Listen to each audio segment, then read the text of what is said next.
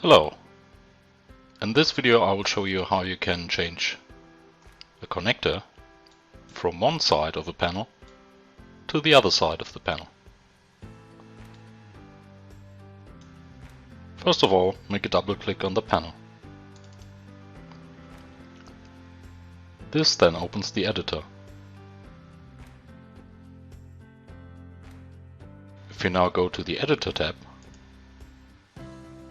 and activate Rotate Connectors and close it up, then the connectors are located on the other side of this panel. Thank you for watching.